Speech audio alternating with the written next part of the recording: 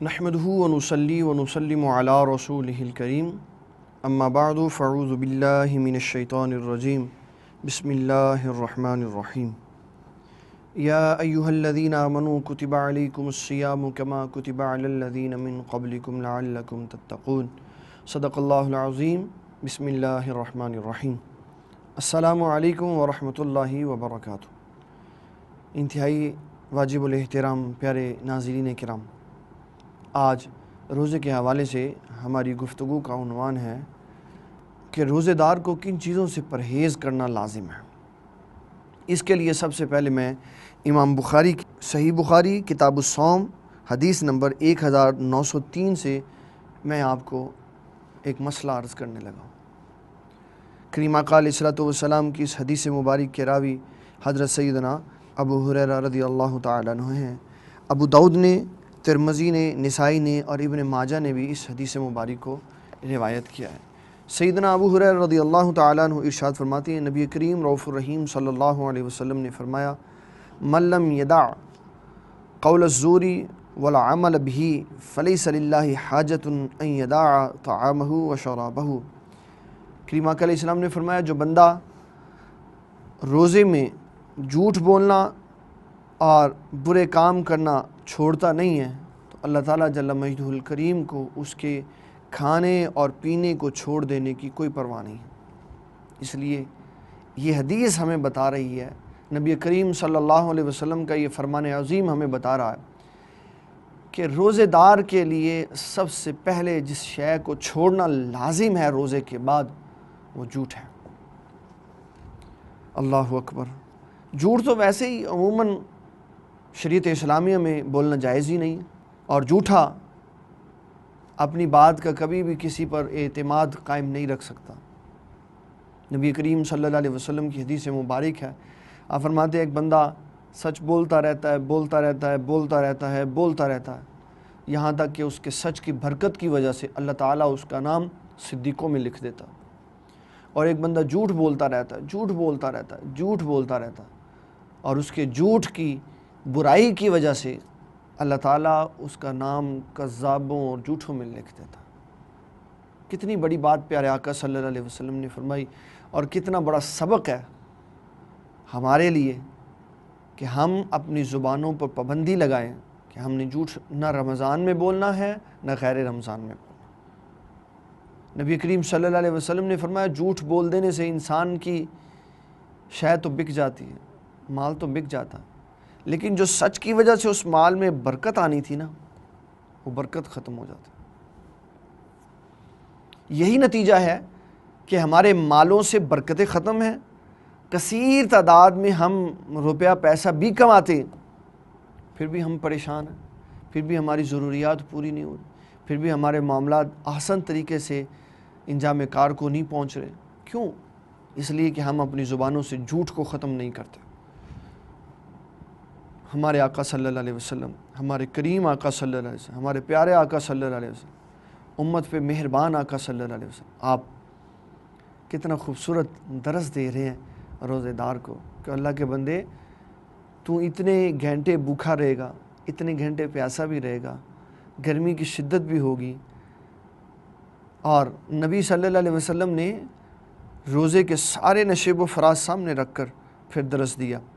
کبھی گرمی کی شدت ہوگی، کبھی پیاس کی ضرورت انسان کو محسوس ہوگی، کبھی انسان گرمی سے تل ملا رہا ہوگا، کبھی پیاس کے لیے اس کا جی تڑپ رہا ہوگا، کبھی وہ پریشان حال ہوگا، کبھی وہ بے ہوش ہونے کے قریب ہوگا۔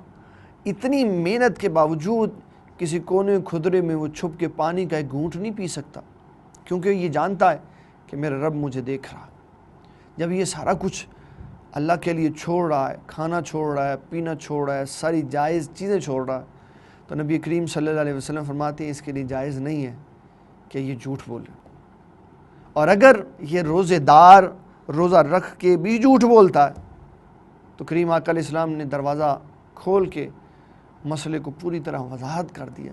فرمایا، پھر تو یہ بات اپنے ذہن میں رکھنا کہ اللہ کو تیرے بھوکے اور پیاسے رہنے کی کوئی پرواہ نہیں، پھر تو اپنا حاضری دے رہا ہے، فرض پورا کر رہا ہے، لیکن وہ جو ثواب روزے کے رکھنے پہ صحیح اور کامل اور اکمل ملنا تھا نا، وہ تجھے نہیں مل رہا، صرف تیرا فرض پورا ہو۔ اس میں یہ مسئلہ بھی ذہن میں رکھیے گا کہ غیبت کرنے اور جھوٹ بولنے سے روزہ ٹوٹ نہیں جاتا، نہیں ٹوٹتا، بلکہ روزے کی جو نورانیت ہے، روزے کی جو برکت ہے، روزے کا جو فیض ہے، روزے کے انوار و تجلیات جو ہیں وہ نہیں ملتا، مقصود فوت ہو جاتا۔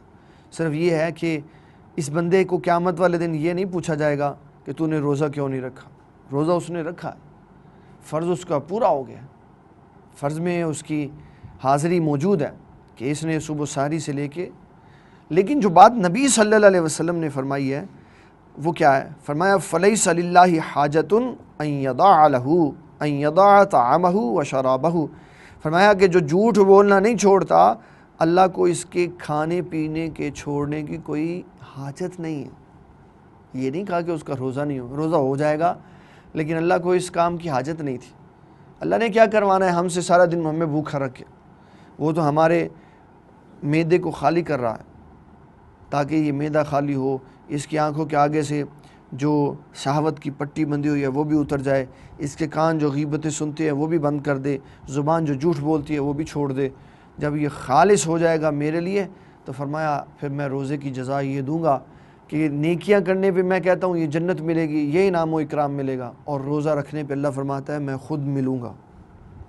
تو اس لیے روزے دار کو اس بارے میں بڑا مضبوط ہو کے رہنا چاہیے کہ وہ روزے میں جھوٹ قطعاً نہ بولے۔ اگر اس نے جھوٹ بولا تو اس کا جھوٹ بولنا اس کے روزے کی نورانیت اور اس کے فیض کی کمی کا سبب ہوگا۔ اسی طرح ابن ماجہ نے، نسائی نے، ابن خزیمہ نے، حاکم نے، بہقی نے اور سنن دارمی نے ابو ہریرہ رضی اللہ تعالیٰ عنہ سے ایک روایت ملتی جلتی یہ بھی بیان کی، فرمایا کہ بہت سے روزے دار ایسے ہیں کہ انہیں روزے میں سوائے بھوک اور پیاس کے کچھ نہیں ملتا، اور بہت سے راتوں کو جاگنے والے ایسے ہیں جن کو جاگنے کے علاوہ کچھ نہیں ملتا۔ حالانکہ رات کی جو عبادت ہے اس میں ریاکاری نہیں ہو سکتی۔ کس کو ریاکاری کر کے دکھا رہا ہے؟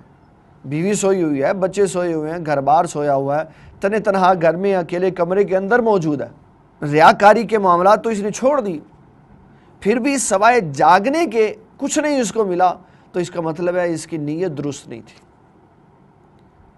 اخلاص نہیں تھا۔ اگر اخلاص ہوتا، اگر یہ اپنی زبان کو اور جسم کو باقی لغویات سے محفوظ رکھتا، تو جب یہ رات کو جاگتا تو اللہ تعالیٰ اس کے قریب تھا، وہ اس کی عبادت کو دیکھ رہا تھا۔ اور جب رات کا آخری پہر آتا ہے تو مفسرین اور محدثین کی یہ متفق علیہ بات ہے کہ اللہ تعالیٰ جل مجد الکریم بندے کے قریب ہو جاتا ہے اور اس سے سوال کرتا ہے میرے بندے تو جو چاہتا ہے وہ مانگ، میں تجھے عطا کروں گا۔ یہ ایک بہت ہی اہم ترین مسئلہ ہے۔ اس میں ایک روایت میں حضرت ابو ہریرہ رضی اللہ تعالیٰ عنہ کی اور عرض کرنے لگا ہوں، جس میں جھوٹ کے علاوہ ایک اور لفظ کا اضافہ ہے۔ سیدنا ابو ہریرہ رضی اللہ تعالیٰ عنہ فرماتے ہیں کہ اللہ کو اس کے روزہ رکھنے اور پھر بھوکھا اور پیاسا رہنے کی کوئی پرواہ نہیں ہے جو جھوٹ نہیں چھوڑتا اور غیبت نہیں چھوڑتا۔ اور یہ ہمارا سب سے پسندیدہ مشغلہ ہے کہ ہم غیبت کرتے ہیں، اور غیبت بڑا مزہ دیتی ہے کیونکہ ہمیں اس کے گناہ کا نہیں پتہ۔ بڑا مزہ آتا ہے، بڑا لطف آتا ہے جب ہم اپنے بھائی کے ساتھ بیٹھ کر دوسرے بھائی کی غیبت کرتے ہیں اور اس کے عیب نکالتے ہیں اور اس کی ذات میں کیڑے ڈالتے ہیں، تو بڑے خوش ہوتے ہیں کہ ہمیں بڑا مزہ آ رہا ہے اور ہم بڑا اچھا کام کر۔ جو غیبت کرتا ہے، اللہ تعالیٰ کا قرآن فرماتا ہے وہ ایسے ہے جیسے مردہ بھائی کا گوشت کھاتا۔ مردہ بھائی، اس کی کتنی اسلام نے اور قرآن مجید نے سخت مثال دی۔ بھائی وصال کر جائے تو جتنی مرضی اس کے خلاف دل میں نفرت ہو، تو جب وہ فوت ہو جائے تو ساری نفرتیں ختم ہو جاتی، دل تڑپتا ہے کہ جو بھی تھا تو میرا بھائی نا، پھر اس کے لیے آنکھوں سے آنسو بہاتا۔ لیکن کتنا بڑا وہ ظالم ہے کہ جو فوت شدہ بھائی کو سامنے چارپائی پر دیکھ کر اس کا دل تڑپتا نہیں بلکہ چھری سے اس کے جسم کے گوشت کو کاٹ کے وہ کھاتا ہے۔ اتنی سخت بات ہے جو رسول اللہ صلی اللہ علیہ وسلم نے غیبت والے کے متعلق فرمائی کہ اپنے مردہ بھائی کا گوشت کھاتا۔ ہم نے تو کبھی اس مثال کو سمجھا ہی نہیں۔ مردہ بھائی فوت ہوا جو سامنے چارپائی پہ پڑا ہو اور لوگ اس کے دکھ میں رو رہے ہوں، تو میں جا کے اس کے جسم سے گوشت کی ایک بوٹی کاٹ کے، ایک حصہ کاٹ کے، ایک پیس کاٹ کے اور اس کو کھاؤں، تو یہ کتنا بڑا ظلم ہے جو یہ میں کر رہا ہوں۔ اور نبی صلی اللہ علیہ وسلم فرماتے ہیں جو اپنے کسی دوست کی غیبت کرتا ہے وہ ایسے ہے جیسے مردہ بھائی کا گوشت کھاتا۔ ام المومنین سیدہ عائشہ کی کتنی پیاری نبی صلی اللہ علیہ وسلم نے تربیت فرمائی کہ ایک عورت حضور صلی اللہ علیہ وسلم سے مسئلہ پوچھنے کے لیے آئی اور وہ اپنے وجود کے اعتبار سے بڑی بھاری تھی۔ جب مسئلہ پوچھ کے چلی گئی تو ام المومنین سیدہ عائشہ صدیقہ رضی اللہ تعالیٰ عنہا نے عرض کیا حضور کتنی موٹی عورت تھی۔ آپ نے فرمایا اے مومنوں کی ماں غیبت نہیں کرو۔ عرض کی حضور یہ غیبت ہے؟ فرمایا یہی تو غیبت ہے، یہی تو غیبت ہے کہ جو اس کی کیفیت اس کی ذات میں پائی جاتی ہے، جب تو اس کے سامنے اس کو کہے گی تو اس کو برا لگے گا، اس کو اس کی پیٹھ پیچھے کہنا اس کو غیبت کہتے ہیں۔ اور اگر کوئی بندہ کسی کی طرف ایسے عیب کی نسبت کر دے جو اس میں موجود ہی نہیں ہے تو یہ غیبت سے بڑھ کے بہتان کی طرف چلا جاتا۔ اس لیے شریعت مطہرہ نے ہمیں یہ بات سمجھائی ہے کہ ہم کسی کی غیبت نہ کریں۔ روزے دار کون کون سے ایسے کام ہیں جو نہیں کر سکتے؟ حضرت سیدنا ابو ہریرہ رضی اللہ تعالیٰ عنہ ارشاد فرماتے ہیں کہ ایک بندے نے نبی کریم صلی اللہ علیہ وسلم سے رمضان میں دن کے وقت حالت روزہ میں اپنی بیوی کے ساتھ ملامست کرنے کا سوال کیا تو کریم آقا علیہ الصلوۃ والسلام نے اس کو اجازت عطا فرمائی۔ پھر ایک اور بندہ آیا، اس نے یہی سوال کیا تو آپ نے اس کو منع کر دیا۔ ابو داؤد میں یہ حدیث مبارک موجود ہے۔ نبی کریم صلی اللہ علیہ وسلم نے جس کو رخصت دی اس کی وجہ بتا دی اور جس کو منع کیا اس کی بھی وجہ بتا دی۔ فرمایا فَإِذَا رَخَّصَ لَهُ شَيْخٌ وَإِذَا الَّذِي نَهَاهُ شَابٌ، فرمایا جس کو میں نے رخصت دی وہ ادھیر عمر آدمی تھا کہ اس کی ملامست سے روزے میں خرابی پیدا نہیں ہو سکتی، بیوی کو چھونے سے روزے میں خرابی پیدا نہیں ہو سکتی تھی، اور جس کو میں نے منع کیا وہ جوان تھا، اگر وہ ایسا کام کرتا تو انتہا درجے تک پہنچنے میں اس کو روزہ آڑے نہیں آ سکتا تھا، وہ روزہ بھی توڑ دیتا اور پھر سزا کے طور پہ یہاں اس کو 60 روزے رکھنے پڑتے، 60 مسکینوں کو کھانا کھلانا پڑتا، یہاں ایک غلام آزاد کرنا پڑتا۔ تو اسلام نے ہمیں یہ بتا دیا کہ اگر روزے کی حالت میں کوئی جوان آدمی اپنی بیوی کے قریب جانا چاہے بوس و کنار کے لیے تو اس کو اجازت نہیں ہے، لیکن اگر کوئی بوڑھا ایسا کرنا چاہے تو اس کو اجازت ہے، کیونکہ اس کے جذبات قابو میں ہوتے ہیں اور وہ ضعیف العمر ہوتا ہے، کمزور ہوتا ہے، انتہا درجے تک نہیں جا سکتا، اس لیے شریعت مطہرہ نے جوان آدمی کو اس کام کی ممانعت فرمائی، کیونکہ یہ ابتدائی سیڑھی ہے، انتہا پہ پہنچنے کی یہ ابتدائی سیڑھی۔ جب اسی کے اوپر انسان احتیاط کرے گا تو پھر اس کو نقصان نہیں اٹھانا پڑے گا۔ ہوا کیا؟ یہ کیوں ایسے کہا گیا؟ حضرت سیدنا ابو ہریرہ رضی اللہ تعالیٰ عنہ فرماتے ہیں ایک بندہ حضور صلی اللہ علیہ وسلم کی خدمت میں حاضر ہوا اور وہ اپنے پہ قابو نہیں رکھ سکا تھا، حالت روزہ میں اپنی بیوی کے قریب چلا گیا، روزہ ٹوٹ گیا۔ نبی کریم صلی اللہ علیہ وسلم کی بارگاہ میں آیا، کہنے لگا اے اللہ کے نبی صلی اللہ علیہ وسلم روزہ ٹوٹ گیا، کیا کروں؟ آپ نے فرمایا تو ایسا کر 60 روزے رکھ۔ عرض کی حضور میں تو ایک روزہ نہیں نبھا سکا۔ آپ نے فرمایا پھر ایک غلام آزاد کر۔ عرض کی حضور اس کی طاقت نہیں۔ فرمایا پھر 60 مسکینوں کو کھانا کھلا۔ کہنے لگا حضور اس کی بھی طاقت نہیں، بڑا غریب آدمی۔ آپ نے فرمایا پھر بیٹھ جاؤ۔ پھر نبی کریم صلی اللہ علیہ وسلم آپ خود بھی وہاں تشریف فرما رہے، پھر آپ کی خدمت اقدس میں ایک کھجوروں کا ٹوکرا پیش کیا گیا جس میں 20 صاع کھجوریں تھیں، 20 صاع۔ تو آپ صلی اللہ علیہ وسلم نے فرمایا کہ سائل کدھر ہے؟ این سائل، سائل کدھر؟ سائل کھڑا ہوا، کہنے لگا حضور میں حاضر ہوں۔ آپ نے فرمایا یہ کھجوروں کا ٹوکرا لے جا اور لے کے جا کے اپنے علاقے کے مساکین میں تقسیم کر دے۔ عرض کرنے لگا حضور میں اپنے علاقے کا سب سے بڑا مسکین تو خود ہی ہوں۔ اور اس نے جو بات جس انداز میں کہی نا وہ بڑی کمال تھی۔ کہنے لگا حضور میں جہاں رہتا ہوں وہاں ایک پہاڑ اس طرف ہے اور ایک پہاڑ اس طرف ہے۔ کہا حضور ان دو پہاڑوں کے درمیان میں مجھ سے زیادہ غریب ہی کوئی نہیں۔ تو کریم آقا علیہ السلام مسکرا دیے۔ آپ نے فرمایا جاؤ اپنے گھر لے جاؤ، خود کھاؤ، بچوں کو کھلاؤ، اللہ تعالیٰ تیرے روزے کی معافی عطا فرمائے گا۔ دوسری روایت میں اس طرح آتا ہے کہ کریم آقا علیہ السلام نے فرمایا کہ اس روزے کی قضا ضرور ایک روزے کے ساتھ کرنی ہے۔ یہ کفارہ ہے۔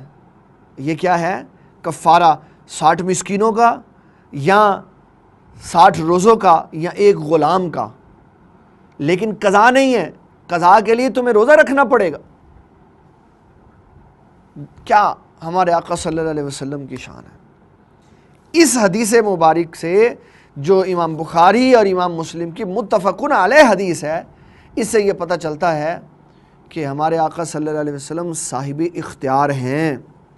آج کے اس دور میں کیونکہ غلاموں کا کانسیپٹ نہیں ہے، نہ ہی غلام موجود ہے، اس لیے دو ہی سزائیں ہیں، یا 60 مسکینوں کو کھانا کھلائے یا 60 روزے رکھے۔ کوئی بھی بندہ تیسرا اس سے بڑھ کر کوئی کام نہیں کر سکتا، جتنا مرضی بڑا ہو، وزیر اعظم ہو، وزیر اعلیٰ ہو، صدر ہو، چیف جسٹس آف آرمی ہو، چیف جسٹس آف پاکستان ہو، فلاں ہو فلاں ہو فلاں ہو، جو مرضی ہو۔ کیا شان ہے ہمارے آقا صلی اللہ علیہ وسلم کہ آپ صاحب اختیار ہیں۔ اللہ تعالیٰ جل مجید الکریم نے اپنی اس کائنات کا آپ کو والی بنایا، خازن بنایا، قاسم بنایا، جو چاہتے ہیں وہ کر سکتے۔ ام المومنین سیدہ عائشہ صدیقہ کو کہہ رہے ہیں نبی صلی اللہ علیہ وسلم، عائشہ اگر میں چاہوں تو یہ مکے کے پہاڑ میرے ساتھ سونے کے بن کے چل۔ بی بی عائشہ صدیقہ کو رسول اللہ صلی اللہ علیہ وسلم نے فرمایا اگر میں چاہوں تو یہ پہاڑ میرے ساتھ سونے کے بن کے چل۔ چاہنے سے تو کچھ نہیں ہوتا، یہ ایسی تو نہیں آپ نے بات فرما دی، ہمارے چاہنے سے کچھ نہیں ہوتا، لیکن اللہ کے نبی صلی اللہ علیہ وسلم کے چاہنے سے سب کچھ ہوتا ہے۔ آپ کی چاہت ہی تو سارا کچھ ہے، آپ جو چاہیں اللہ تعالیٰ ویسے فرما دیتا۔ تو کریم آقا علیہ الصلوۃ والسلام نے روزے کے معاملات میں ایک ایسی سزا کا انتخاب فرمایا جو سزا باعث رحمت تھی۔ قاضی ابو یوسف رحمۃ اللہ علیہ کا میں اس میں ایک قول سنا دیتا ہوں جو بڑا مضبوط قول ہے اور اس میں بڑی قوت ہے۔ فرمایا غریب آدمی اگر روزہ توڑ دے تو اس کے لیے تینوں آپشنز ہیں، غلام آزاد کر دے، 60 مسکینوں کو کھانا کھلا دے، یا 60 روزے رکھے۔ جو بھی کرے گا اس کا کفارہ پورا ہو جائے گا۔ لیکن اگر امیر آدمی روزہ رکھے اور پھر توڑ دے تو نہ تو وہ غلام آزاد کرے نہ ہی 60 مسکینوں کو کھانا کھلائے، اس کی سزا صرف اور صرف یہ ہے کہ وہ 60 روزے رکھے تاکہ اس کو یہ احساس پیدا ہو کہ میں نے جرم کیا۔ تو پوچھا امام صاحب جب قرآن مجید نے رعایت دی ہے تو پھر آپ نے اس کو ایک کے ساتھ خاص کیوں کیا؟ تو قاضی صاحب فرمانے لگے کہ سزا کا مقصد ہے کہ انسان وہ غلطی دوبارہ نہ کرے۔ تو جب ایک امیر آدمی ایک غلام کیا 100 غلام آزاد کر سکتا ہے، 60 مسکینوں کو کیا 60,000 کو کھانا کھلا سکتا ہے، تو وہ تو ہر دوسرے دن روزہ توڑ دے گا۔ اس کے دل میں روزے کی عزت و عظمت صرف اسی صورت میں قائم رہ سکے گی کہ جب اس کو یہ پابند کیا جائے گا تو نے روزہ توڑا، اب 60 روزے رکھ، تاکہ اس کو محسوس ہو کہ شریعت نے مجھے سزا دی۔ کتنا خوبصورت آپ کا یہ استدلال تھا کہ اس کو روزے کی عزت و وقار کو سمجھایا جائے۔ اور روزے میں اسلام نے ہمیں یہ بتایا کہ بازاروں میں کھلے عام کھانا پینا نہیں چاہیے۔ رسول اللہ صلی اللہ علیہ وسلم کے زمانے میں ایک یہودی کا بیٹا وہ کھلے عام کھا رہا تھا، یہودی نے اس کے منہ پہ تھپڑ مارا کہ تجھے مسلمانوں کے رمضان کی عزت و احترام کا نہیں پتہ۔ اس کی اس بات کی وجہ سے اللہ تعالیٰ نے یہودی کو اسلام کی نعمت سے مالا مال کر۔ اب ہم جس ملک میں رہتے ہیں اس کا حال دیکھ لیں، سارے ناشتے والے کھلے ہیں، سب بریانیوں والے کھلے ہیں، سب چکنوں والے کھلے ہیں، اور جناب کھانے پک رہے ہیں اور تقسیم ہو رہے ہیں اور لوگ کھا رہے ہیں۔ شہر کی حدود میں وہ مقام جہاں راستہ ملتا ہے دیہات کا، جس کو ہم بنائے شہر کہتے ہیں، شہر کی ابتدا جہاں سے لوگ داخل ہوتے ہیں، وہ دروازہ جہاں سے، وہ سڑک، وہ روڈ جہاں سے بیرونی علاقے سے لوگ آتے ہیں، وہاں اگر کوئی ہوٹل موجود ہو، پردے میں ان کو کھانا کھلانے کی اجازت ہے، کیونکہ روزہ مقیم کے لیے لازم ہے، مسافر کے لیے لازم نہیں ہے۔ تو جو باہر سے آ رہا ہے، ہو سکتا ہے وہ مسافر ہو اور اس کو بھوک کی شدت ہو، تو اس کے لیے کھانے کا انتظام شہر کے اندر ہونا چاہیے۔ لیکن شہر کی ایسی جگہ پر جہاں صرف مقیم لوگ رہتے ہیں، کھلے عام کھانے کا بکنا اور مرغوں اور چرغوں کا بکنا، یہ سراسر اسلام کی توہین ہے۔ یہودی اسلام کی عزت کرے تو اللہ تعالیٰ اس کو بے فیض نہیں چھوڑتا، اس کو اسلام کی نعمت سے مالا مال کرتا ہے، اور مسلمان اسلام کی توہین کرے تو اللہ اس کو بھی سزا دے سکتا ہے۔ ہمارے ملک میں جتنے بڑے بڑے 5 اسٹار ہوٹلز، جتنے بڑے بڑے ریسٹورنٹ ہیں، سب میں سارا دن سب کچھ ملتا ہے۔ ہر آنے والا دن اسلام کی عظمت لوگوں کے دلوں میں کم ہوتی جا رہی ہے۔ کیوں؟ یہ سارے لوگ دین کے علم سے دور ہیں، یہ سارے لوگ اسلامی معاملات سے دور ہیں، اسلامی مسائل سے دور ہیں، علمی حلقوں سے دور ہیں۔ جب یہ اپنے ہر پروگرام میں دین کو ترجیح دیں گے، دین سیکھنے کے لیے دینی مجلسوں میں آئیں گے، اللہ کے گھروں کی طرف رابطہ کریں گے، تو اللہ تعالیٰ ان کے لیے کامیابی اور کامرانی کے سامان کو پیدا کرے گا۔ تو اللہ تعالیٰ کے نبی صلی اللہ علیہ وسلم کے فرمان کے مطابق روزے دار کو جھوٹ، غیبت، چغلی، بدنگاہی سے اور لوگوں کو دھوکہ دینے سے اپنے آپ کو روکنا چاہیے، تاکہ اس کی دنیا بھی سنورے اور آخرت بھی سنورے۔ اللہ تعالیٰ ہمیں دین کا فہم عطا فرمائے۔ وما علینا الا البلاغ المبین۔